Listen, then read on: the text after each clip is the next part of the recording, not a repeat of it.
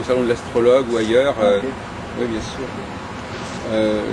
Voilà, donc nous sommes dans le cadre, dans le parc de l'UQAM, dont je disais qu'il avait souvent été utilisé par les astrologues de la CAF, c'est ça, l'association des astrologues québécois, il y a quelques vingtaines d'années. Et là, donc, nous sommes sur le parvis d'une église avec notre ami Jean-Paul Michon pour une deuxième session de discussion.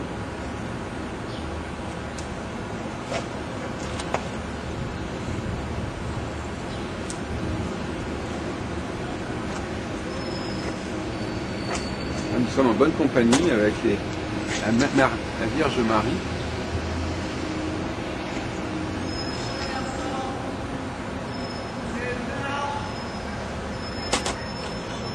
Notre-Dame. Donc on était en train de parler des travaux de cette Francine Chaperon. Voilà. Alors donc c'était quelque chose qui était au départ assez sensoriel, on calculait quelque chose qui se produisait comme ça dans le comportement de la personne. En fait, Francine Chaperon, elle faisait un doctorat en neuropsychologie. Et un jour, en faisant un jogging à travers un parc, elle avait des idées frustrantes qui venaient la perturber. Ouais.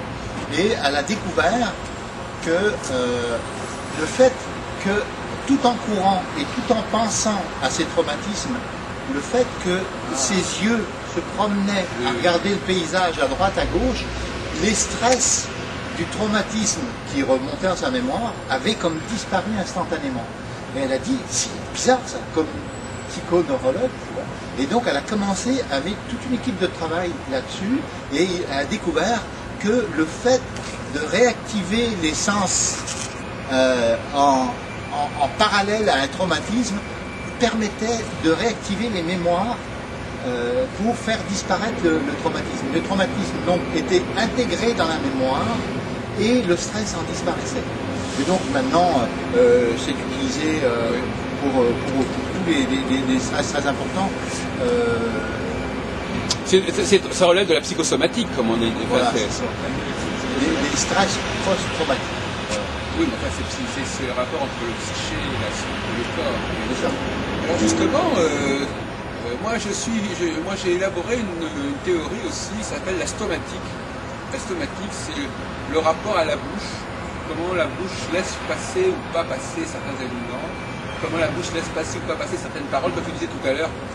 Je crois de la maison, je sais pas quelle maison tu disais, parfois on dit des choses qui nous créent des problèmes. Ouais. Dire des choses, c'est-à-dire des gens qui ne peuvent pas s'empêcher de dire certaines choses sans voir les conséquences. C'est un dysfonctionnement, moi j'appelle ça un dysfonctionnement. C'est pas le fait d'être de tel ou tel signe. Ce sont des pourrait quand même. Oui, d'accord, mais à ce moment-là, parce que ce que me disait Dianoul, elle cherche forcément à connecter toutes les notions psychologiques à l'astrologie. Il faut comprendre les travaux de René Leboeuf. Que je vois demain d'ailleurs. Voilà. René Leboeuf a travaillé sur la lune noire, met une lune noire en maison 3, met un chiron en maison 3, observe statistiquement, observe des gens qui ont chiron en maison 3 et observe des gens qui ont la lune noire en maison 3 et tu vas découvrir une problématique avec la communication. Oui, mais tout à l'heure tu nous disais, je ne sais pas si j'ai bien compris, tu nous disais que l'astrologie ne devait pas forcément rendre compte de tous les traumatismes, tous les dysfonctionnements et tous les maux. L'astrologie ne parle pas tellement du bien et du mal, je veux dire. Ah non, elle ne juge pas. Mais je veux dire, l'aspect astrologique qui est là au départ peut amener des situations conflictuelles dans les relations avec les autres. Je veux dire. Oui. D'accord. Bon, alors moi, mon approche, et justement, c'est ce qui nous dit rien aussi. Moi, mon approche, c'est qu'effectivement, je considère qu'il y a des dysfonctionnements. Pour moi, les dysfonctionnements, c'est génétique, tu parles pas. Non, la personne ne fait plus fonctionner correctement son processus je dirais presque de préservation de son propre corps et de son rapport à l'autre. C'est-à-dire qu'elle a ce qu'on appelle, moi j'appelle des dysfonctionnements du surmoi. Le surmoi, les systèmes de prévoyance, de contrôle, d'immunité ne fonctionnent pas bien, se sont détraqués, et à partir de ce moment-là, il arrive à la personne toutes sortes d'inconvénients au niveau maladie, au niveau rapports sociaux, tout ça, ça se détraque, ça fonctionne mal.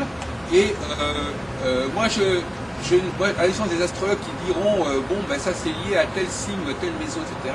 Moi je dis que non, pour moi l'individuation, je veux dire c'est une position qui est un petit peu bizarre, pour moi l'individuation est en partie pathologique. C'est-à-dire que ce qui nous distingue, c'est souvent des pathologies. Bon, par exemple, quelqu'un qui perd l'usage d'une main, bon, ben, il a une pathologie. Après, il va développer une spécificité parce qu'il a ce problème-là. Mais c'est pas forcément obligé de dire, voilà, bon, ben, il est comme ça. Voilà. Moi, l'expérience que j'ai par rapport à ce que tu dis, j'accepte complètement tes hypothèses, c'est que j'ai commencé par faire des études en psycho avant d'aller vers l'astrologie. Oui, c'est ce qu'il me disait, oui. C'est intéressant. Mais j'ai remarqué souvent que les psychologues allaient te mettre une étiquette de paranoïa, de toutes sortes d'étiquettes, mais ça faisait pas, comme on dit en Belgique, avancer de schmilblick. Pour moi, s'il y a une paranoïa, s'il y a un trouble, s'il y a toutes sortes de névroses, de psychoses, etc., on n'a pas obligatoirement les réponses à cette psychopathie, là, tu vois. Je veux dire, par contre, pourquoi je suis allé vers l'astrologie, c'est que dans l'astrologie, on a d'abord un moyen de connaître les gens, qui nous permet de mieux les comprendre, de mieux comprendre leur interaction dans leur univers, dans leurs relations humaines, et on a une approche, je dirais, parallèle à la psychologie pour bien comprendre l'individu, parce que la carte du ciel est personnelle, individuelle, alors que la psychologie approche l'individu d'une façon globale. On rapporte souvent Freud à l'enfance, Philippe n'en a pas, mais on n'a jamais eu quelque chose d'aussi génial qu'une carte du ciel. Voilà, c'est ça que j'ai dit. Bon. Effectivement, moi je ne suis pas un adepte spécialement de toute astrologie. Effectivement, moi j'ai tendance à vouloir renforcer le pôle chez les astrologues, moi je suis pour donner aux astrologues des bases, des outils psychologiques, des outils psychothérapeutiques, psychopathologiques, et parce que finalement, mais ça c'est une position qui va peut-être te paraître surprenante, moi je considère que l'astrologue, c'est quelqu'un qui va attirer les gens qui ont un problème, qui ont un certain type de problème, notamment au niveau de la prévision. Des gens angoissés, tu veux dire? Non, mais ce qui est d'ailleurs assez logique. Pour moi, l'astrologue, c'est celui... les gens qui vont voir l'astrologue, ils ne savent pas très bien forcément ce qu'est l'astrologie, mais ils disent, voilà, quelqu'un qui fait des prévisions. Oui, c'est ça. Ça, c'est l'image des l'astrologue en général. Ils font des prévisions. Donc, à mon avis, c'est une instrumentalisation. C'est une image peut-être tout à fait insuffisante de ce qu'est l'astrologue, de ce qu'il est vraiment, mais c'est cette image-là qui existe. Oui, elle existe, mais pour moi, elle n'est pas bonne.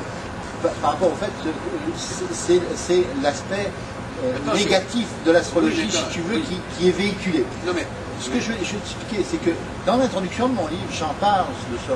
J'ai dit que le jour où on aura une astrologie qui permettra de bien comprendre le potentiel des individus, leurs talents, la raison pour laquelle, qu'est-ce qu'ils sont venus faire sur Terre, et tout ça, ils n'auront plus besoin d'être, ils ne seront pas angoissés face à l'avenir, et ils auront les outils pour affronter l'avenir.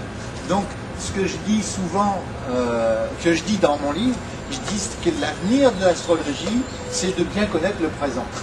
Oui. Mais je voudrais développer un peu plus ma pensée. Je dis, on va chez l'astrologue par rapport à ça. Maintenant, qu'est-ce que doit faire l'astrologue? Ah ben, c'est ça. Bon, alors moi je dis, il y a deux solutions. Soit l'astrologue, on lui demande de faire une prévision, il essaie de faire des prévisions. Mais autrement, moi je dis, c'est pas ça la bonne réaction. La bonne réaction, c'est pourquoi vous avez besoin de prévoir? Ou plus exactement, pourquoi est-ce que votre besoin de prévoir, ça ne vient pas du fait que vous n'avez pas assez prévu avant? Vous êtes mis dans des situations, vous êtes entré dans des situations... Voilà. Ni leur présent, ni leur avenir. Voilà, donc effectivement, à partir de ce moment-là, moi je vais essayer de travailler sur ce qui a fait qu'elle n'a pas capté assez tôt certains signes qui l'auraient évité ces situations. Donc je reviens en arrière, je dis voilà, on va pas essayer simplement de... l'astrologie n'avait pas ce bon, alors, cela dit, je reconnais que c'est pas de l'astrologie, à la limite, hein, c'est pas de l'astrologie. Mais c'est l'astrologue, c'est vrai que de l'astrologue, c'est pas pareil. moi je distingue. L'astrologie, vous aurez une astrologie. Je distingue, alors j'ai des distinctions sémantiques assez subtiles. Actuellement, le praticien de l'astrologie, qui lui, il considère qu'il va se servir de l'astrologie. L'astrologie est un outil. Donc c'est l'outil astrologique qui va être utilisé. Et l'astrologue praticien, qui lui, c'est l'astrologue qui est représenté comme étant celui qui sait prévoir et qui va travailler sur ce problème de la prévision qui a amené la personne sans forcément se servir de l'astrologie. Je suis plutôt dans la première catégorie. Oui, voilà, c'est ça, comme Diane Hull. Beaucoup d'astrologues qui sont passés par la psychologie, finalement, ne sont pas devenus ce que j'appelle des astrologues praticiens, mais ils ont intégré, ils ont enrichi l'astrologie de leur bagage. Dans une démarche de psychothérapie. Voilà. Non, oui, enfin pas vraiment, parce que la démarche de psychothérapie, c'est justement de faire un travail avec la personne. Oui, mais ça mais c'est pas l'astrologue fait, comme tu disais, c'est la thérapie d'une séance, hein, je veux dire. Oui, comment? C'est la thérapie d'une séance. Oui, c'est ça, mais moi je crois qu'il faut effectivement. Alors moi je travaille justement sur la régulation du rapport à la bouche, c'est-à-dire à la fois ce qu'on mange, ce qu'on ne mange pas, et ce qu'on dit. Parce que la bouche, elle gère les deux. Qu'est-ce qu'on laisse passer à l'intérieur de soi-même, et je dis, si on travaille, si on réactive cette capacité de vigilance et de prévoyance à un niveau X, ça va fonctionner sur d'autres niveaux. Par exemple, si la personne fait attention plus à certaines choses au niveau de ce qu'elle mange, elle va peut-être faire attention aussi davantage à ce qu'elle va dire, etc. Parce que dans les différents cas, elle va être sensibilisée à ce que tu appelles effectivement un processus de causalité. Qu'est-ce que je fais? Qu'est-ce que ça va donner, etc. Bon. Et à mon avis, alors là, on n'est pas vraiment dans l'astrologie, je suis d'accord. Hein, mais c'est aussi le travail de l'astrologue, quelque part dans les faits. Bon, cela dit, ça ne veut pas dire pour autant que je ne m'intéresse pas à l'astrologie. Je m'intéresse à l'astrologie. J'espère que tu t'intéresses à l'astrologie, parce que tu ne serais peut-être pas là, donc. Non, parce qu'il y a l'astrologue aussi, il y a le travail de l'astrologue. Mais moi, je m'intéresse à l'astrologie. D'ailleurs, j'ai fait une conférence hier devant les sceptiques du Québec. Ils m'ont invité à présenter mon travail, enfin mes idées là-dessus. C'est-à-dire a été filmé, etc. Et donc, oui, la question est effectivement de savoir. Et là, je pense que notre rapport aux astres, c'est pour ça que d'ailleurs, je te disais dans la pause, je te disais, moi, ce qui m'intéresse, c'est de comprendre quel rapport les hommes, nos ancêtres, ont élaboré avec le ciel. Et comment progressivement ce rapport qu'ils ont élaboré avec le ciel, il est devenu une espèce de processus automatique. C'est ce qu'on appelle le passage de la nature à la nurture. C'est comment l'astrologie serait une sorte de seconde nature que l'homme aurait, avec le temps, aurait ajouté au monde. C'est quelque chose qui est... Parce que ça aussi c'est une question, je ne sais pas si à laquelle tu as réfléchi, c'est-à-dire d'où vient l'astrologie, d'où elle sort, comment l'homme s'est constitué par rapport à l'astrologie, à partir de quel moment le lien entre les astres et l'homme existe, après tout. Où commence l'homme? Est-ce que, à ton avis, à partir de quel moment, alors tu vas me dire, je suppose, je vais faire attention, je pense que tu vas dire, les astres ils ont toujours agi, mais l'homme n'en a pris conscience que tardivement, par exemple, tu vas me dire ça. C'est l'astrologue qui en a pris conscience, pas l'homme, obligatoirement. Oui, alors les astrologues d'abord. Souvent, parce que les sceptiques, voilà, on parle des sceptiques. Les sceptiques vont dire, vous faites une prévision à quelqu'un, puis vous allez l'induire dans cette prédiction. Oui. Moi, j'ai fait des prédictions sur des gens sans le savoir, sans qu'ils le sachent. Et les prédictions sont arrivées. Donc, il n'y a pas d'effet, comment dirais-je, tu vois. Les sceptiques, ils ont souvent cette problématique-là. Moi, j'observe des gens, je regarde des astres, et ils s'en vont dans une direction. L'astrologue, il va essayer de dire pourquoi tu vas dans cette direction-là, qu'est-ce qui se passe. Si un transit de Saturne qui arrive, eh bien, il y a une raison. Alors, la personne qui a fait un certain travail avant que le transit arrive, eh bien, va passer tout droit, et la personne qui n'a pas fait ce travail, eh bien, va en prendre plein la vue. C'est tout. Tu vois? Donc, les astres ont toujours eu une influence, les gens n'ont pas toujours été conscients. Oui, c'est ça. Alors que moi, je pense que ce sont les hommes qui ont construit, si tu veux, à un moment donné, ils ont jugé bon de construire un rapport avec le ciel, de se brancher sur certains mouvements, sur certains rythmes, et que finalement, au début, c'était purement culturel, c'est-à-dire que c'est comme les calendriers, n'est-ce pas? Bon, on fait les choses à la nouvelle lune, etc. Et puis petit à petit, l'être humain s'est accoutumé à réagir à ces configurations cosmiques de façon, si tu veux, subconsciente. À quoi? s'adapter aux configurations plus ou moins conscientes. Moi, j'ai la chance d'avoir eu une mère Ah oui. qui avait la main verte Oui. et qui cultivait son jardin en tenant compte des phases de la lune et qui tenait compte pour les plantations, les récoltes et tout ça, tenait compte de la lune. Ben, il n'y a pas de conditionnement psychosomatique pour un légume. Non, pour un légume, il n'y en a pas. Non, mais On ne sait jamais. On ne parle pas du tout la même chose. Là. On parle pas du tout la même chose. Ben, il y a des légumes à un certain niveau. Non, mais je veux dire qu'effectivement, il y a bien entendu il faut distinguer une influence astrale qui s'impose d'elle-même, ne serait-ce que celle du Soleil. Le Soleil est un astre qui a un double caractère. C'est-à-dire qu'il est à la fois un astre, mais il est aussi un astre qui a des effets successivement qui se modulent au cours de l'année. Oh. Bon. C'est pour ça que moi j'appelle ça, moi je dis que le Soleil c'est une femme plutôt qu'un homme. C'est-à-dire que il y a 12 soleils et il y a une lune. Alors c'est-à-dire que la lune rencontre chaque fois un soleil différent. Le soleil de janvier n'est pas le soleil de février, n'est pas le soleil de mars. Chaque fois, c'est un peu la lune qui rencontre les 12 soleils dans 12 sports. Elle fait un circuit, et puis elle a sa femme dans 12 sports. Et chaque soleil, faire l'amour avec une femme... l'esprit du marin, toi. Voilà, c'est ça. C'est une espèce de navigation comme ça, et chaque soleil... il y a un soleil d'été qui n'est pas le soleil d'hiver, il se passe autre chose. C'est ce qu'on appelle une polygamie cosmique, comme disait quelqu'un. Et donc, par conséquent, effectivement... ce soleil, il a une vérité qui n'est pas du tout dépendant de ce que les gens en pensent ou n'en pensent pas. Ça s'impose d'elle-même. Et on ne peut pas extrapoler de ce qui est vrai pour le soleil vers des planètes comme Saturne, etc. C'est pas la même astrologie. L'autre jour, j'en parlais avec quelqu'un qui me disait qu'il y a peut-être plusieurs astrologies. Peut-être plusieurs astrologies.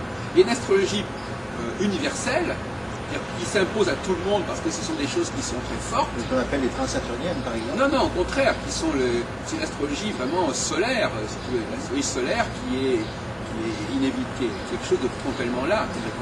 Et puis il y a l'astrologie plus subtile, qui est peut-être moins pour tout le monde, qui est peut-être réservée à certaines personnes. C'est d'ailleurs un des modèles que j'ai proposé, il s'agit plus simplement de percevoir quelque chose. C'est comme par exemple quand il pleut. Quand il pleut, que tu veuilles ou pas, il pleut. Donc tu n'as pas besoin d'avoir des capacités particulières pour dire qu'il pleut. Et par contre, pour dire qu'à tel moment il se passe telle chose et que tu as perçu certains signes annonciateurs, ça c'est déjà beaucoup plus subtil. Les choses sont. La pluie c'est un résultat final. Le signe, c'est quelque chose qui est en gestation, qui est en commencement. Donc les gens qui peuvent percevoir les choses finales ne sont pas forcément capables de percevoir les choses au niveau de la semence, au niveau initial. Donc c'est pas. Il y a une astrologie du. D'ailleurs, ça me renvoie à une question que je voulais te poser. C'est la question de ce qu'on appelle l'événement. L'événement. Les gens disent oui, il y a des événements dans la vie, etc. Et l'événement, quand on y réfléchit, on parlait avec Axel Harvey, que tu vas voir tout à l'heure, il disait, mais c'est vrai, vous avez raison, un événement, on en parle beaucoup de cette notion d'événement, mais on ne la définit pas. On ne dit pas ce que c'est qu'un événement. On dit que c'est un événement marquant. Mais pour revenir à Schmitz de R, un événement, prenons le cas de quelqu'un, par exemple, une rupture, par exemple, une rupture définitive, si on peut dire. Parce que, ou bien, alors c'est amusant, parce que si quelqu'un qui part, il fait une petite crise et puis le lendemain il revient, on dirait que c'est pas un événement. On dirait que c'est annulé. Bon, mais si c'est ce jour-là qu'ils ont décidé de ne plus se revoir et que ça s'est jamais refait, on va dire que c'est un événement. C'est-à-dire que la notion d'événement, c'est le fait que c'est irréversible. J'ai dit ça pour t'amener à dire toi-même ce que tu en penses. Or, généralement, un événement, comme quelqu'un qui est en faillite, par exemple, une faillite définitive, on sait très bien que c'est un événement, alors effectivement définitif, mais qui a été provoqué, produit par pas mal de choses qui sont venues avant. Oui, et il aurait peut-être pu éviter cet événement final. Bon, alors, donc c'est pour ça que je disais, on peut se demander si les gens, on avait esquissé cette idée que peut-être que les gens qui font dans l'astrologue sont des gens qui sont dans la désespérance, c'est-à-dire qu'ils ont tellement laissé les choses traîner, ou tellement laissé les choses pourrir, que, en fin de compte, comme on dit en français, mieux vaut prédire que guérir. Alors là, on peut plus prévenir quoi que ce soit, on ne peut que guérir, c'est-à-dire qu'on peut que limiter les dégâts. Mais c'est ça aussi la question. Donc est-ce que moi j'ai l'impression que il faudrait éviter que les astrologues soient spécialistes sur une population de gens qui sont marqués par un certain dysfonctionnement prévisionnel. C'est ça le paradoxe. C'est normal, quand on prévoit mal, on va voir quelqu'un qui prévoit. Donc c'est un petit peu logique. Hein. On va voir la personne qui est capable de faire ce qu'on n'a pas su faire. Oui, mais pour moi, un travail de prévision ne peut pas se faire seul. C'est tellement incompatible avec ma façon de travailler. Je ne fais pas de prévision ni de prédiction. Non. Obligatoirement, je vais d'abord étudier le terrain. Oui. Et pour moi, le terrain amène obligatoirement après les événements en fonction de la façon dont ils se fait. D'accord. Les deux vont de pair. C'est un peu ce qu'on disait, mais on ne le fait pas de la même manière, effectivement. Toi, tu vas dire, bon voilà, il y a la situation et puis il y a déjà le terrain. Mais le terrain, tu le définis effectivement par le thème astral. Hein, bon. Et ce thème astral est porteur de choses qui vont s'activer, s'actualiser à un certain moment. C'est-à-dire qu'il y a, ça reste quelque chose de complexe, mais si on prend par exemple les théories de Attemann, je ne sais pas si tu as entendu Attemann. Oui, vas-y, rappelle-la. C'est les progressions logarithmiques des phases de la Lune. Ça ne dit rien du tout. Pas vraiment. Je les ai en biographie là-dedans, à la fin, j'en parle. C'est Lifetime Astrology. Il dit que c'est pas lui qui a inventé ça, mais il dit qu'à partir de l'instant de la naissance... Comment tu l'appelles? C'est Atalan? Non, c'est pas ça, excuse-moi. Atalan, Attemann. Je sais pas là. Oui, il s'écrit comment? C'est Man, ici. Ah, d'accord. Oui, c'est Antoine Théodore, ou je sais pas quoi. Divine Plot. Divine Plot.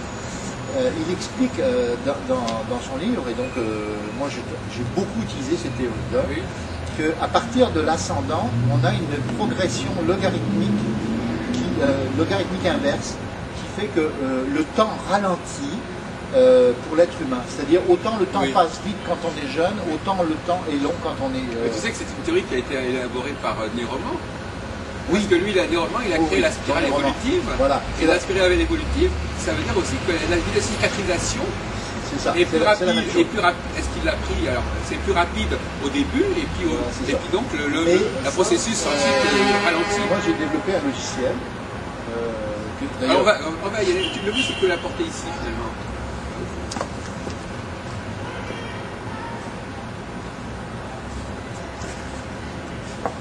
On va regarder ce logiciel.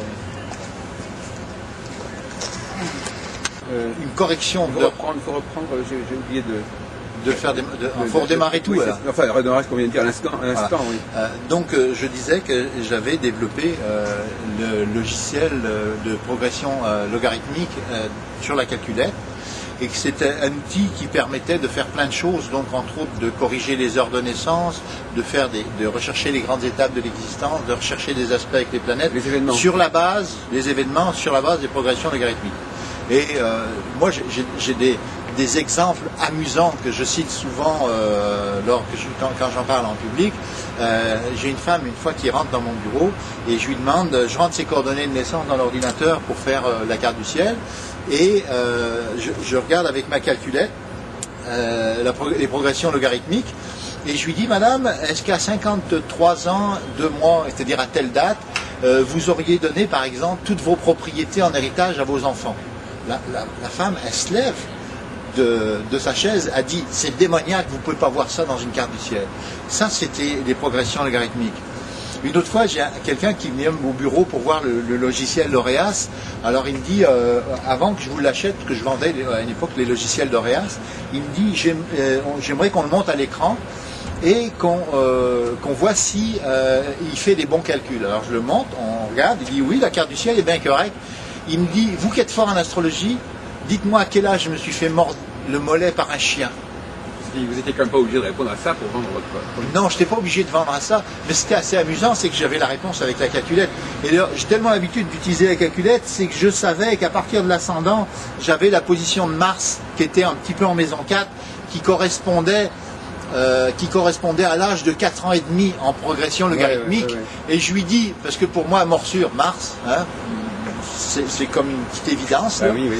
Et donc, je vois 4 ans et demi avec les progressions logarithmiques, un ordre de grandeur. Je lui dis, est-ce que vous êtes fait mort de mollet à 4 ans et demi? Et là, il me répond, je sais pas comment vous faites pour savoir ça, mais il me dit, vous êtes fort. Vous voyez l'événement qui peut être compris Voilà, à l'intérieur avec ces progressions logarithmiques. Alors là, effectivement, est-ce que ça pouvait être évité c'est ça la question, on retombe dans le même problème. Est-ce que c'est le genre de personne à qui il arrive ce genre de choses? Est-ce qu'il n'y a pas un dysfonctionnement au départ? Un manque de vigilance, manque d'attention, etc. Donc je veux dire que c'est une On n'a question. pas les réponses à tout. Hein. Vous savez, tu sais, la plupart des événements qui nous arrivent, ils s'expliquent par un manque quelque part. Hein. Ça, c'est un jugement, ça. Manque d'attention, manque de vigilance, manque de contrôle, manque de réflexion sur les conséquences. Normalement, quelqu'un qui fait attention à tout, il n'y a pas d'événement. Il ne lui arrive rien, sauf l'événement des autres. Si évidemment quelqu'un lui rentre dans sa voiture, il subit. Mais encore qu'il aurait pu faire attention. Mais enfin, je veux dire, la notion d'événement, on l'utilise beaucoup en astrologie, mais on se demande, il faudrait d'abord premièrement, par exemple, moi je m'intéresse beaucoup à la psychologie féminine et masculine, et pour moi c'est aussi un travail qu'il faut faire en dehors de l'astrologie. Un événement, par exemple, c'est de dire, voilà, ça c'est définitif. Parce qu'un même événement, une chose qui arrive, tout dépend de l'importance qu'on y accorde. Voilà. Si on lui accorde beaucoup d'importance, ça devient un événement qui est définitif. Mais si on considère que cet événement, peut-être que dans 3 jours, il sera oublié, ça c'est plus un événement. Ouais. Mais je veux en revenir avec la spirale évolutive d'Anteman. Elle est extrêmement intéressante parce qu'elle définit plusieurs choses. Elle définit, c'est d'ailleurs grâce à cette spirale évolutive que j'ai pu rechercher la précession des équinoxes. C'est qu'elle définit les aspects avec les planètes, mais elle définit en même temps des périodes de vie à l'intérieur des signes. C'est-à-dire que par progression, on entre en bélier, on entre en taureau, on entre en gémeaux, etc., etc. Et tant qu'on est dans la période en question, on vit sous la domination de la planète maîtresse. C'est-à-dire que si par exemple on est en bélier et qu'on a Mars en maison 12, on va être amené à vivre des événements liés à ça. Et chaque fois qu'on change de signe, il y a comme un basculement dans l'existence. Et je décris dans le tome 3 de mon livre ce que j'appelle la notion de continuum. J'explique dans le chapitre 3 de ce livre-là, j'explique dans la notion de continuum, et donc que j'ai observé grâce à la progression logarithmique des phases de la Lune avec cette calculette, on observe qu'on vit des choses par rapport aux signes. Et c'est tellement significatif que quand on vit dans la période bélier, on est dans une période comme de pauvreté, de redémarrage dans la vie. On arrive du poisson, qui est une période de souffrance, d'hospitalisation, d'incarcération. C'est le principe de la maison 12 du poisson. Le bélier, on est tout seul, on démarre, etc. Et par progression logarithmique, quand on est là, eh bien, on va vivre tous ces aspects de pauvreté liés à la planète, qui sont liés à la planète Mars et décrits par la planète Mars. C'est-à-dire que si dans la planète Mars on a un carré à Uranus, eh bien, toute la période où on va être dans le bélier, ben, on va vivre des aspects difficiles de Mars avec ce carré Uranus qui fait qu'on va avoir des accidents, on va prendre des têtes dans toutes les circonstances. Après, on passe en taureau. De ce coup, la paix arrive. On arrive en gémeaux. D'un seul coup, on s'intellectualise. On arrive en cancer, etc., etc., etc. Donc, toute la vie est comme balayée par tous ces événements qui correspondent à des champs de vécu. Comme quand on passe à travers un champ de luzerne ou à travers un champ de muguet, etc. On vit le parfum du signe. Eh bien, avec les progressions logarithmiques, c'est ça qu'on vit. Quand on parle d'événements, c'est un petit peu ça que j'ai découvert en travaillant avec ces progressions logarithmiques. Donc ces événements, ils existent bel et bien, ces événements. Ils seraient comme préprogrammés, oui. C'est très subtil. Oui. C'est-à-dire que c'est parce que c'est un aboutissement. Il y a aussi une question, c'est que moi je donne toujours l'exemple de la mort d'Henri II en tournoi. On se dit, voilà, on se dit, la lance serait passée un petit peu plus à gauche, à droite, il serait pas mort, et il serait pas mort, donc ça n'aurait pas été un événement. Donc, est-ce que l'astrologie est tributaire de cet aléa de quelques millimètres de plus ou de moins, ou si on était intervenu un tout petit peu avant ou on n'est pas dans un domaine rationnel, on est dans un domaine irrationnel. On n'a pas tous les éléments en main, on n'est pas on ne maîtrise pas tous les paramètres. L'attitude scientifique voudrait qu'on maîtrise tous les paramètres, mais je suis désolé, j'ai l'impression et je suis convaincu qu'on ne les maîtrise pas. C'est peut-être la différence qu'il peut y avoir entre les astrologues qui sont des rationnels purs et durs, des scientifiques, et puis un astrologue, je dirais, plus ésotérique, qui fait qu'effectivement il y a des événements qui dépendent plus de ce que j'appellerais les lois de cause à effet, qui sont liées à des vies antérieures, à un karma, etc. Mais oui, ça, c'est des écoles astrologiques bien différentes. Oui, oui, c'est ça. Mais justement, là aussi, j'essaie de travailler avec les gens sur le masculin et le féminin. Ouais. C'est-à-dire que y a des gens qui tendent, justement, on parlait tout à l'heure de prévision, il y a des gens qui ne voient les choses que quand elles arrivent. Ah, ils ne sont pas capables de les prévoir. Voilà. Donc effectivement, eux, ils réagissent toujours par rapport à quelque chose qui va se produire, parce que c'est là que l'événement, c'est un signe fort, si tu veux. Voilà. C'est un signe fort. Il y a des gens c'est comme quelqu'un qui aurait une mauvaise vue, il ne verrait que les choses qui sont très évidentes. Il ne voit que l'arbre qu'une fois qu'il a la tête dedans. Alors, donc il y a ceux qui ont besoin de signes forts pour pouvoir commencer à réagir. Hein, comme par exemple aujourd'hui, il y a des sociétés qui commencent à se réformer parce qu'il y a eu des problèmes graves.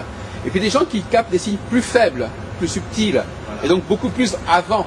Voilà. Et bon, et ça, à mon avis, c'est aussi une prise de conscience qui n'est pas qui va déterminer la demande des gens par rapport à l'astrologue, mais qui, à mon avis, il faut déjà faire un travail à ce niveau-là aussi. L'astrologue ne doit pas, doit pas passer par l'astrologie. Si on prend la planète Neptune, qui est l'inspiration, qui dans une carte du ciel, les gens qui ont un très beau Neptune dans leur carte, une conjonction Soleil-Neptune, les événements, ils les voient arriver. Mais chacun a sa propre carte du ciel, chacun voit les événements qui arrivent en fonction de sa propre évolution, je dirais, spirituelle. On est dans un domaine assez vaste là. Alors on va peut-être passer à ton logiciel, là, si tu as des choses à nous montrer. Là, c'est la sortie de l'église, c'est marrant.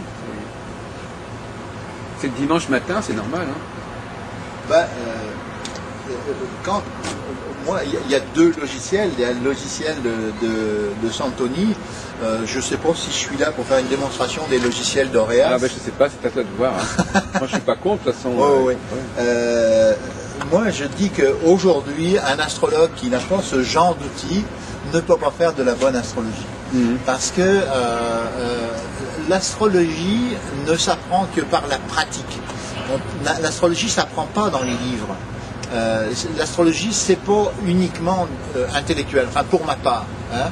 Je veux dire, l'astrologie, c'est développer une pratique, développer un esprit de synthèse autour de cartes du ciel. Et pour réussir dans ce domaine-là, il faut en monter des centaines, faire des pratiques de consultation, etc. On ne peut pas avoir une bonne pratique si on n'a pas un outil. Aujourd'hui, faire l'astrologie sans cet outil-là, ça me paraît impossible. Alors, ce mot outil est un mot qui est souvent utilisé en astrologie. On a l'impression qu'un outil, c'est comme si tu disais un marteau. Comme si c'est pour ça que je parle de toi, tu fais partie de ces gens qui sont des praticiens de l'astrologie. C'est-à-dire que l'astrologie, c'est un outil qui existe, qu'on peut éventuellement perfectionner, mais qui finalement est fondamentalement là. Le concept d'outil, le concept de marteau, c'est un marteau, le concept de couteau, c'est un couteau, le concept c'est la notion d'outil. En psychologie, on définit l'intelligence de l'homme par rapport au fait qu'il est capable d'utiliser un outil contrairement à l'animal. Donc l'intelligence de l'homme, l'intelligence de l'astrologue, c'est d'avoir le bon outil. Le bon outil, c'est le logiciel d'Auréas, entre autres ici, je ne connais pas les autres. Donc on revient tout à l'heure à la discussion qu'on avait, je fais une petite parenthèse, à savoir qu'effectivement nos ancêtres ne disposaient pas de certains outils. Nos ancêtres astrologues, ils avaient des outils beaucoup plus rudimentaires. Oui. Mais à mon avis, il faut respecter ce côté rudimentaire de ces outils parce que finalement c'est comme ça que l'astrologie elle est née, c'est comme ça que l'astrologie s'est inscrite dans le psychisme humain. Et moi j'ai l'impression parfois qu'avec tout ce qu'on introduit en termes de résultats télescopiques, informatiques, on introduit une autre, ce que j'appelle le troisième niveau d'astrologie, qui n'est pas le niveau solilunaire, qui n'est pas le niveau de l'astrologie, disons, antique, qui est une astrologie contemporaine, c'est une couche supplémentaire, mais qui n'a pas la même assise. Tu as bien connu Guy Dupuis. Oui, on a même d'ailleurs un film avec lui. Voilà, c'est ça. Guy Dupuis, qui habitait en Ardèche à une époque, il disait « Moi, je suis pour les valeurs traditionnelles, Mais quand il s'agit d'aller couper un tronc d'arbre et puis d'aller couper du bois pour mettre dans ma cheminée, j'utilise une tronçonneuse. Et moi je réponds. On peut aimer la tradition, mais ne pas accepter la tronçonneuse aujourd'hui, faut être un petit peu masochiste. Moi j'ai la même démarche avec l'outil informatique. Je ne peux pas faire du cadre du ciel et aller chercher tous les événements qui m'intéressent si j'ai pas le bon outil. Alors moi je répondrais, mon cher Jean-Paul Michon, que nous sommes nous-mêmes des outils. Ouais. C'est-à-dire que nous sommes... Outil au service du client. Non. L'être humain est un outil. Ouais. Est un outil, c'est un outil qui permet justement, qui a été fabriqué, qui a finalement été perfectionné pour capter les valeurs cosmiques. Oui, mais bon. Et donc par conséquent, c'est pas la même clientèle. Il faut que les gens aillent voir les voyants et puis les tireuses de cartes. Non, mais je veux dire que l'être humain est quand un astrologue reçoit un client, il suppose que ce client est sensible au cosmos. Bien sûr, oui. Et pour qu'il soit sensible au cosmos, il faut qu'il ait un équipement. Il faut donc une sensibilité. Donc il faut qu'il ait il faut qu'il soit lui-même un outil de perception, de captation, un radar. Oui. Bon. Et donc par conséquent, ce radar qui a été élaboré il y a X milliers d'années, il n'est pas certain qu'on sache si bien que ça le modifier ou le perfectionner. C'est la pratique. On peut lui mettre on peut lui ajouter, tu sais, un bras mécanique ou on peut lui greffer par-dessus quelque chose d'autre. Mais on sait très bien, par exemple, que l'anatomie humaine, elle n'a pas changé depuis des milliers et des milliers d'années. Non, mais ce que je veux dire, c'est que tu fais le parallèle avec un chirurgien, par exemple. Le chirurgien, je veux dire, si tu prends la chirurgie au Moyen-Âge et la chirurgie maintenant, aujourd'hui, on a des scanners, on a des appareils de très haute précision. Et on est capable de faire un travail extraordinaire au niveau du cerveau, alors qu'autrefois, la seule façon d'aller voir le cerveau, c'est de prendre une matte, de casser la noix. Bien sûr. Donc, on subtilise, on va voir des valeurs beaucoup plus fines. Non, mais il faut distinguer. Prenons le cas de l'horloger. L'horloger, il a des outils pour réparer l'horloge, mais l'horloge elle-même est un outil. Oui. Donc, il peut effectivement utiliser de nouveaux outils pour faire son travail d'horloger. Mais l'horloge elle-même, elle est ce qu'elle est. Bon, alors il peut aussi améliorer l'horloge, l'outil horloge. Donc il y a les outils qu'il utilise pour faire fonctionner l'horloge, pour travailler sur l'horloge, et puis il y a l'horloge elle-même qui est un outil qui peut être perfectionné ou pas. Donc là il y a une confusion. Moi je dis, nous sommes un outil. Nous avons un outil qui a été élaboré depuis des millénaires, qui a certaines capacités. Bon, maintenant on peut travailler avec nous avec de nouveaux outils. C'est-à-dire qu'on peut essayer de nous réparer avec de nouveaux outils. Par exemple, de nouvelles formes de psychologie. Ouais. On peut nous réparer. Parce que pour moi, la psychologie, c'est une réparation. Ouais, c'est une thérapie. Bon, la thérapie, c'est une forme de réparation.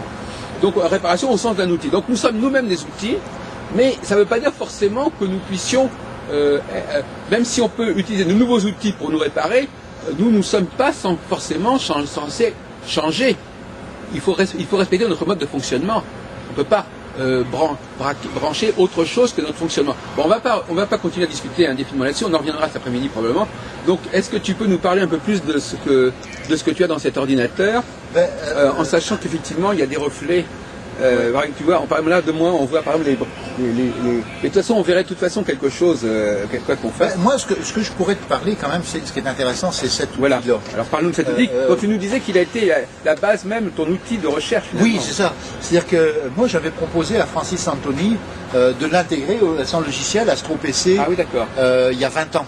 Oui. Et puis, d'une part, j'ai peut-être mal présenté mon projet. Pas ton dossier. Hein, j'ai mal préparé mon dossier, puis bon, il l'a rejeté quelque part. Mais moi, personnellement, je trouvais ça un outil extraordinaire de pouvoir retrouver des événements dans l'existence grâce au programme dans cette calculette. Et, comment dirais-je... Comment s'appelle-t-elle? Tu peux donner tous les éléments? En fait, le logiciel que j'ai mis dedans s'appelle... C'est ton logiciel? C'est le logiciel que j'ai développé. Ça s'appelle la logarithmie du temps de Jean-Paul Michon. D'accord, logarithmie. D'ailleurs, certaines personnes m'ont demandé de le commercialiser. Je suis en train de préparer une documentation pour pouvoir le commercialiser. Mais pour moi, c'est un outil complètement indispensable maintenant à mon travail de consultation. Je peux aller chercher, dater des planètes avec les progressions logarithmiques. Je peux, avec une date, trouver une position dans une carte suivant les progressions logarithmiques. Je peux, avec un événement, corriger l'heure de naissance. Je peux voir tous les changements de zone dans les signes du zodiaque, fameuse période dont je parle dans le continuum zodiacal. C'est un outil extrêmement intéressant. Quand je commence une carte du ciel, je regarde tout de suite où la personne en est en termes de progression logarithmique dans sa carte, pour savoir dans quelle phase elle est. Si elle est par exemple dans une phase balance, eh bien elle est dans une phase où on se fait manger la laine sur le dos. Si on est dans une phase scorpion, on est dans une phase où on a les outils pour se défendre. Donc, en fonction du discours que la personne va me tenir, c'est important pour moi de savoir dans quelle phase de mon continuum zodiacal elle est pour pouvoir la conseiller. Parce que tout est là, en fin de compte. Hein. Et c'est comme les progressions logarithmiques de ce que j'appelle la logarithmie du temps, c'est comme son échelle interne événementielle, propre aux individus. Malheureusement, il n'y a rien eu d'écrit là-dessus en français. Ça serait peut-être intéressant qu'à un moment donné, je mette noir sur blanc mes propres expériences là-dessus et que je... Sur ton site ou sur ton site sur mon site, oui. Mon site www.doublezodiac.com. Oui. J'ai l'intention de mettre tout ça là-dedans, mais on ne peut pas être partout. Bien sûr. On ne peut pas tout faire en même temps. Mais il y a une demande à Québec qui veulent que je leur prépare la documentation là-dessus pour pouvoir l'utiliser. Alors donc finalement, ces gens qui veulent l'utiliser, quelle est leur motivation? Alors revenons là-dessus. Qu'est-ce qu'ils pensent que ça va leur donner cet outil? Une grande question. C'est que c'est un outil à double tranchant. C'est un outil à double tranchant parce que, et je dirais que ceux qui veulent l'utiliser pour faire des prévisions sont dans l'erreur. Parce qu'on ne peut pas, comment dirais-je, prédire des événements à quelqu'un. Parce que c'est intervenir sur leur propre karma, sur leur libre arbitre. Moi, je ne fais jamais ça. Je vais voir ce qui s'est passé avant pour bien comprendre comment ils vont vivre et pouvoir leur donner des conseils sur leur comportement face à la vie. Mieux connaître pas toi-même, qui se permettre de mieux se connaître, mais jamais de prévoir un événement avec ça. Donc finalement, il y a un malentendu quelque part. Alors, donc, mais ils vont quand même l'acheter pourquoi? Ils vont l'acheter. Ils en font ce qu'ils voudront. Donc finalement, quel est l'usage raisonnable de cet outil, le fameux logiciel rappelons-nous logarithmie du temps. Quel est l'usage raisonnable et déontologiquement acceptable? Déontologique, pour moi, en tant qu'astrologue, ça permet de savoir où en sont les gens dans leur évolution en termes de karma, qu'est-ce qu'ils vivent, quelles qu'ils subissent, et de pouvoir mieux les conseiller. Mais si je vois des événements qui s'en viennent, je vais essayer de leur apporter, de leur donner des conseils, mais je ne donne jamais de date d'événement. Cela dit, tu as quand même pu expérimenter ce qu'il pouvait faire. Oui, bien sûr. Donc il y a effectivement une sorte de oui. Il y a un piège. Il y a une tentation. Il y a une tentation, c'est ça. Et je veux dire, c'est sûr que la tentation est là, mais c'est tout le problème de l'astrologie. Hein. Oui. Qu'est-ce qu'on fait avec les outils dont on est? Qu'est-ce qu'on peut dire, qu'est-ce qu'on peut apprendre, qu'est-ce qu'on peut communiquer, etc. Mais enfin, ça veut dire quand même que, basiquement, l'astrologie est capable d'aller très loin dans la prévision. Mais je dis oui. Mais c'est ça le grand... C'est la fameuse histoire de Jonas et de la baleine. Effectivement, le prophète qui annonce quelque chose, mais en même temps, il va tout faire pour que ça ne se produise pas. Et donc, par conséquent, l'astrologue, lui, quand c'est un peu le problème de Nostradamus aussi, c'est-à-dire qu'il annonce quelque chose, et en même temps, il a intérêt à ce que ça... Il a intérêt, à la fois, il est partagé entre l'idée de pouvoir l'éviter, le faire éviter, et à la fois que ça se produise pour que ça vienne vérifier sa science. Oui, mais c'est pas comme ça que ça marche. Moi comme astrologue, je me mettrais à la place de ce que j'appellerais le professeur principal au lycée en France. Le professeur principal, il a la responsabilité de plusieurs professeurs et il a des élèves. L'astrologue, il est comme la personne qui vient de recevoir un élève et qui lui dit « t'as pas bien travaillé en géographie et à la fin de l'année, tu vas te ramasser si tu ne fais pas ton travail ». Moi, je suis dans cette position-là en tant qu'astrologue. C'est que je vois la situation astrologique, je vois l'événement qui s'en viennent, je vois un aspect avec Saturne, carré soleil, n'importe quoi, et je dis à personne, j'essaye de comprendre où la personne en est dans son travail par rapport à Saturne, et comme le professeur qui observe un élève, il lui dit, à la fin de l'année, tu as un examen qui s'en vient, et je ne donne pas la date, Mais j'ai dit, si tu ne changes pas ton comportement, ou si ton comportement n'est pas nettoyé, je ne vais pas employer le terme anglais de clean pour ça, mais si ton comportement n'est pas intègre par rapport à une situation de relationnel, par rapport à ton employeur, par rapport à des relations conjugales, par rapport à tout sortes d'affaires, tu vas au carton. C'est là, on a vraiment cette situation. Donc on est bien, effectivement, on est à la prévention et la prévention. Voilà, c'est ça. On est à la prévention, donc ça veut dire quelque part que, on retombe dans le fameux problème, le fameux dilemme, c'est-à-dire que si ça ne se produit pas, à ce moment-là, on ne pourra pas vérifier l'astrologie. L'événement se produit toujours. Ah oui, il va se produire, donc il va avoir lieu différents niveaux. Ah oui, à différentes intensités. C'est ça. C'est-à-dire que c'est comme, qu'est-ce qu'on va faire dans un hôpital? Dans un hôpital, on peut faire deux choses, soit se faire soigner ou soigner. Hein? Alors, si on a des aspects qui touchent la maison 12, il vaut mieux se préparer à soigner que se préparer à être soigné. On joue un peu avec le destin, c'est-à-dire qu'on fait dire les choses, on essaie de prendre les choses du bon côté. En fait. Parce que, tu vois, j'ai eu récemment encore en consultation un gars, pas du tout à l'astrologie, même s'il l'avait étudié, et ces aspects dans sa carte ont fait qu'il a eu des maladies graves pour comprendre qu'il devait développer ses talents de guérison. Mais il a fallu qu'il passe par ces événements graves pour développer ses talents de guérison. Ces talents de guérison étaient marqués dans sa carte du ciel. Tu vois toute la problématique qu'il y a là-dedans. Oui, mais enfin, on peut imaginer qu'il aurait peut-être pu éviter de passer par là. On aurait pu lui apprendre à faire attention, parce que tu parles de guérison, mais ces maladies graves, elles peuvent être aussi dues à un mauvais mode de vie, à une mauvaise nourriture, etc. Mais c'est juste une question d'état de conscience. Comme tu disais tout à l'heure, il y a ce qui rentre et ce qui sort. Je veux dire, si tu ne développes pas ta conscience, eh bien, il ne sort que des mauvaises choses. Oui. Mais toujours dans ce dilemme-là. Oui, il y a conscience, il y a vigilance, il y a des mots qui ne sont pas tout à fait le même sens. Si on est conscient des conséquences de ce qu'on fait, par exemple, c'est pas important. Conscient que si on mange ceci, ça va avoir tel effet. Si on dit ceci, ça va avoir tel effet, c'est important. Voilà. Mais conscient simplement que les choses sont en train de se produire, aussi conscience de sa propre responsabilité dans ce qui nous arrive. J'ai une autre cliente avec qui je travaille en ce moment, qui a des talents de guérison. On voit ça, c'est gros dans sa carte. Oui. Mais elle me dit, moi, je ne veux pas en parler parce que c'est mal vu d'être guérisseur. La religion catholique, le conditionnement des gens fait que c'est pas bien d'être guérisseur. Mais j'ai dit, c'est ton destin, ta mission sur Terre de guérir les malades. Tu ne peux pas passer à côté. Qu'est-ce qu'il va falloir comme événement dans sa vie pour qu'elle comprenne qu'il faut qu'elle aille vers là. Oui. Tu vois la problématique? Oui. Il y a aussi une autre question qui... Hier, nous avons rencontré une vieille astrologue qui s'appelle Louise Allais, Madame Minu. Je la connais très bien. On a passé l'après-midi avec Axel Harvey et elle a fait des choses. Elle n'est pas idiote, cette femme, elle a continué de parler, elle n'est pas intéressante.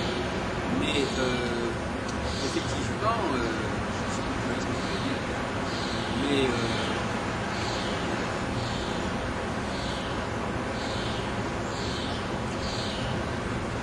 moi je l'ai bien connue parce qu'elle est venue prendre des cours quand je donnais des cours d'astrologie à Montréal. C'est vrai? Oui, elle est venue prendre parce que justement, en 1989, dans cette période-là, je donnais des cours de rectification de l'heure de naissance avec des progressions logarithmiques. Déjà? Oui.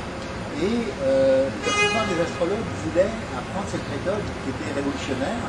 Et évidemment, elle m'a dit, moi, comme je suis connu, je ne peux pas venir dans un cours avec des élèves, il faut que tu me donnes un cours particulier. Et j'ai donné le cours particulier.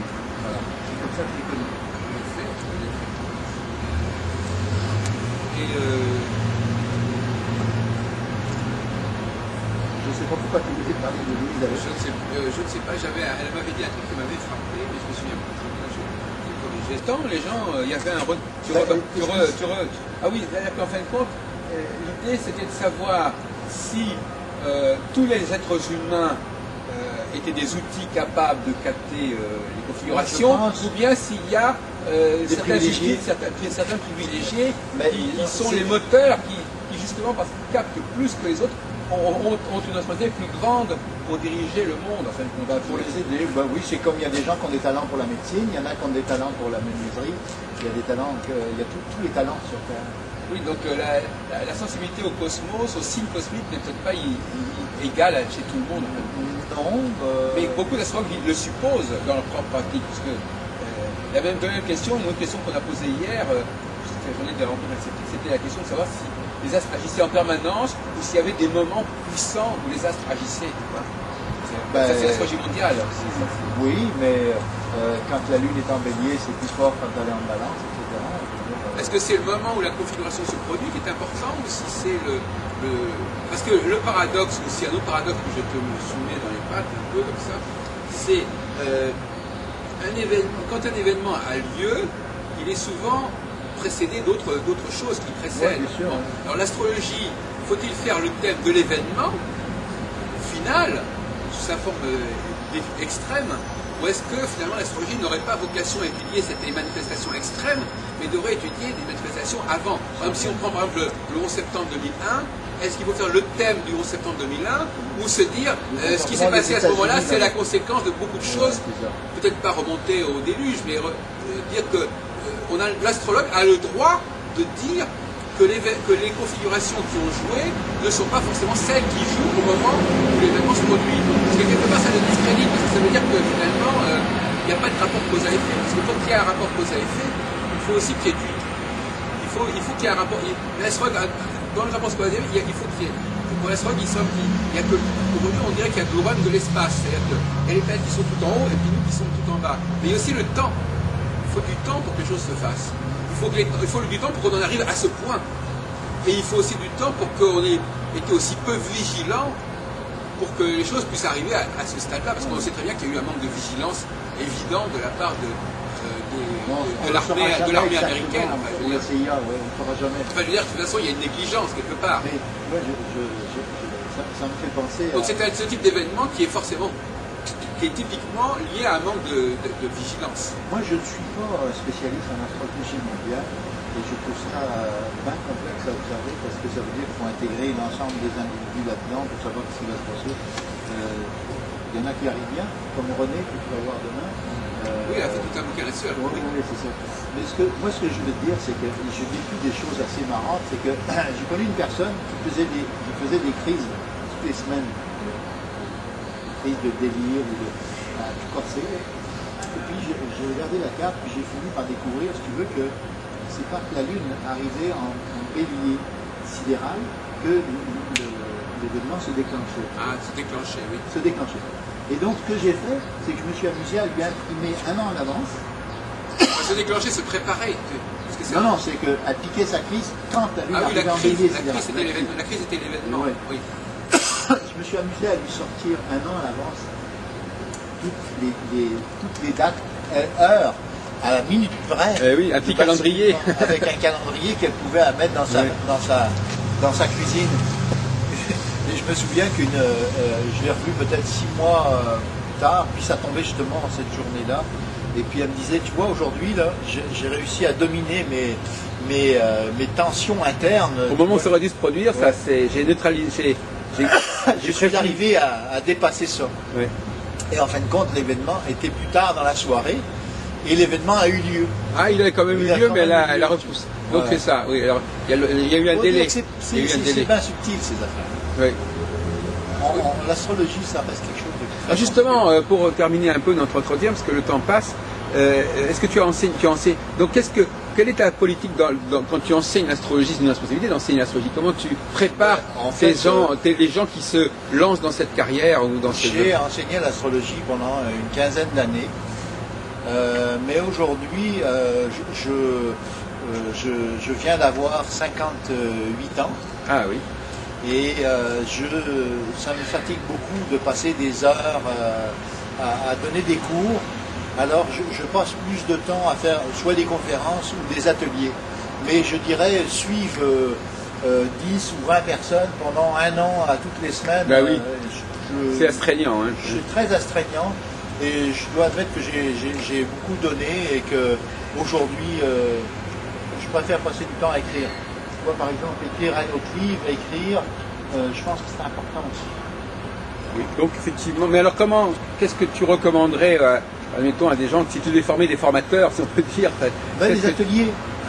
Orient, au Québec, par exemple, une école d'astrologie me demande de venir faire des ateliers sur le double zodiaque ou sur les progressions logarithmiques. Et ça c'est bien. Donc le matin, par exemple, on fait un exposé théorique et l'après-midi, on fait un atelier pratique. On a passé 8 heures à travailler le sujet et en général, quand on a affaire à des astrologues qui connaissent déjà l'astrologie, on peut en une journée faire le tour d'un sujet, quitte à refaire ou reprendre un stage un an après. Mais quels sont les conseils que tu donnerais J'en ai parlé avec Yannou hier. C'est vrai que beaucoup de ces gens qui font des cours ne vont pas devenir astrologues déjà. Il y a beaucoup qui sont déjà comme une formation de psychothérapeute. Ça peut être une formation complémentaire aussi. Mais le conseil que je leur donnerais, c'est qu'on ne peut pas faire d'astrologie sans être bien outillé. Ah oui, on ne peut pas faire une astrologie sophistiquée. Je dirais efficace. Tu parles d'efficacité. Parce que quand on n'est pas. Alors qu'est-ce qui se passe quand on est mal. Enfin, quand on est mal outillé, ou quand on est outillé comme l'étaient nos prédécesseurs il y a quelques milliers d'années. Nos prédécesseurs, ils avaient un client. Le roi, tu veux dire, ou le. Voilà. C'est-à-dire qu'un astrologue, il avait un client, peut-être sa femme et ses enfants, mais ça se limitait à ça.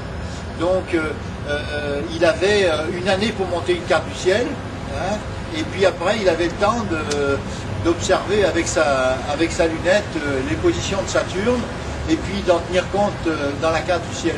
Aujourd'hui, on n'a plus le temps. On est dans un monde où tout va vite, tout se paye.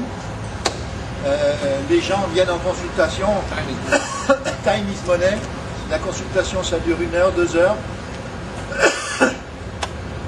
Autrefois, les astrologues pouvaient passer une semaine à préparer une carte du ciel, remplir un dossier de 80 pages pour donner un dossier à la personne. Aujourd'hui, c'est plus possible. On ne peut pas demander $300 à une personne et passer 15 jours à travailler dessus. On ne peut pas en vivre. Aujourd'hui, on est obligé de rentabiliser nos pratiques. Et la seule façon de véritablement être efficace dans le travail, c'est d'être outillé avec un logiciel d'astrologie. Alors justement, d'ailleurs, ça permet par exemple d'être... avant, les astrologues étaient pénalisés quand il fallait faire des consultations en public ou dans des salons, ils ne pouvaient pas. Maintenant, ils peuvent faire ça. Moi, je fais des consultations en public avec un ordinateur. Oui. Mais ça rend l'astrologie plus accessible aussi de cette manière. Les gens maintenant, quand ils ont un ordinateur, c'est-à-dire que tout ça, ça fait que normalement l'accès à l'astrologie devrait en être facilité. Oui, c'est vulgarisé. Oui, c'est ça. C'est-à-dire qu'avant, il y avait une sorte de sélection qui se faisait. Parce que d'abord, il fallait toujours avoir quand même une base scientifique pour faire des études d'astrologie, parce qu'il y a quand même des calculs qui pouvaient être plus ou moins sophistiqués, et c'est pas n'importe qui avait un esprit assez développé pour pouvoir faire de l'astrologie. Mais qu'est-ce que tu penses de l'astrologie populaire, comme on dit, c'est-à-dire les horoscopes. Les horoscopes, en tout cas, ou les 12 signes, tout simplement. Voilà. Enfin, l'image que les gens se font de l'astrologie. On a un bel exemple à Montréal. On avait l'horoscope de Jacqueline Aubry qui paraissait. Et on va la voir cet après-midi, elle va peut-être passer. Ah, elle est là, Jacqueline. C'est une femme que j'adore. Oui, elle va passer avec son fils. Oui, son fils. Alexandre Aubry. Jacqueline était une fille extraordinaire parce qu'elle a appris l'astrologie sur le temps. Et elle observait les influences des passages de la Lune en signe. Comme elle me disait, souvent, elle allait de chez elle, où elle habitait sur Henri Bourassa, dans le nord de la ville, pour aller faire des prédictions à Verdun. Et tous les jours, elle prenait le métro, et elle observait les gens dans le métro en connaissant les positions de la Lune. Et elle voyait, elle avait la sensibilité des humains du monde. Et elle écrivait dans le journal de Montréal. Et Pierre Pellado lui avait dit que quand il arrêtait de la publier dans son journal, les ventes de journaux baissaient. Mais moi, j'avais énormément de plaisir à lire ces prédictions parce qu'elle avait véritablement, elle ressentait véritablement les choses et elle était une excellente astrologue. Mais ça veut dire aussi qu'il y a quand même des prédictions qui peuvent valoir pour beaucoup de gens. Non, parce qu'on est souvent dans l'idée de prédiction individuelle, mais en fin de compte, travail collectif. il y a aussi Moi, des j'ai fait collectifs. des cartes du ciel horoscopiques comme ça dans certains journaux. Mais là encore, c'est pas l'astrologie qui est remise en cause, ce sont les astrologues. Oui. Si on a affaire à des gens qui ne sont pas compétents, on aura un mauvais travail. C'est valable aussi bien pour les horoscopes que pour l'astrologie au niveau des astrologues. Tu vois? Oui, mais enfin, malgré tout, c'est cette question de... Tu parlais tout à l'heure de sophistication. C'est sophistiqué parce que justement, on essaye d'avoir un travail artisanal qui soit propre à un individu particulier. Mais si on travaille dans le groupe, si on dit il y a des choses qui sont valables au niveau collectif, il y a peut-être moins besoin de cette finition spécifique, parce on est plus dans les généralités. Toi, la sophistication, elle vient du fait de rentrer dans le particulier, dans les particularités. Moi, je ne pourrais plus faire d'astrologie sans utiliser mes techniques. Oui, mais parce que tu fais de l'astrologie individuelle. L'astrologie de la personne. Absolument. Jacqueline Aubry n'a pas besoin. Voilà, c'est ce que. Il paraît que le mot humain. C'est curieux parce qu'il paraît que Baudrillard, on dit qu'il a fait l'astrologie humaniste, mais c'est une traduction française qui n'est pas bonne. En réalité, c'était centré sur la personne. C'est les Français, les Anglais, il paraît que les Américains n'utilisent pas le mot humaniste pour désigner les travaux de Baudrillard. Okay. Ils utilisent quel mot? Personne center, comme ça. Mais c'est effectivement, c'est-à-dire que c'est une astrologie de la personne. D'ailleurs, son premier livre, ça s'appelle l'astrologie de la personnalité.